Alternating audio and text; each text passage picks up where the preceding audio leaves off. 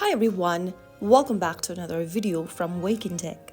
In this tutorial, I'm going to show you how to log out of your Reado application using your mobile device. First of all, go ahead and open up the Reado app on your device and make sure that you're in the home page. From the home page, tap on the profile button at the bottom right hand corner to open up the profile menu. Now, click on the hamburger menu appearing at the top right of the profile section, and then in the pop-up at the bottom, click on Settings. Now go ahead and find the Sign Out button under Settings, which should be located under Profile section. Simply tap on it, and in the pop-up, click on Sign Out.